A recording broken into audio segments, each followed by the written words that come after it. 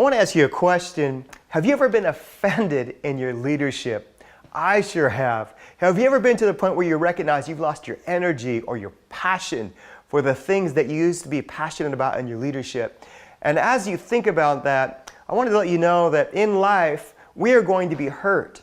But whether we're offended or not is a choice. And I boiled this down in leadership to three areas, the stages of offense. Firstly is when you're aware of the offense. Secondly is when you look at that offense and you either make a decision.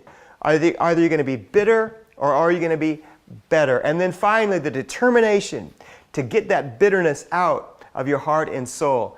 Psalm 119, 165 says that if you love the law with all of your heart, then you can be unoffended. Now that's an interesting thought because of course Proverbs talks a lot about offense, but in leadership, if we're offended, it affects our decision-making ability and we become off balance. And that's why Jesus talked a lot about being a peacemaker. And I've been thinking about this. I've been thinking about how disappointment and disillusionment is like poison. And when people say things to you that rub you up the wrong way, you can quickly become living in a place where you're hurt. And I don't want anybody to live like that. So I've looked at my leadership and I'm 25 years in now. And in this year, we are more excited about what God is doing. Why? Because we've learned how to trust again. And that starts when you approach God and you ask Him for His love for the people that you're leading. And that sounds really easy, but it has to be renewable. It has to be something we do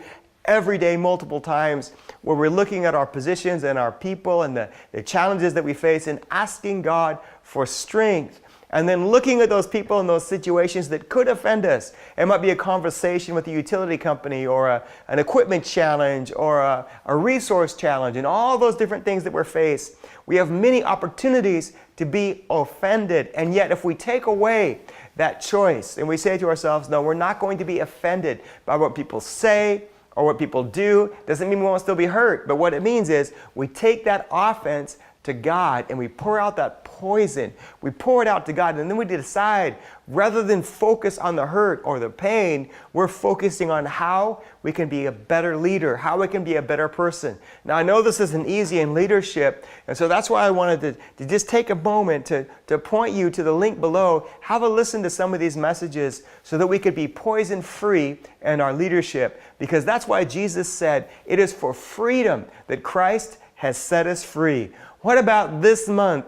We have a poison-free leadership. That would be a great challenge to take things forward. Enjoy this thought and enjoy this life and leadership.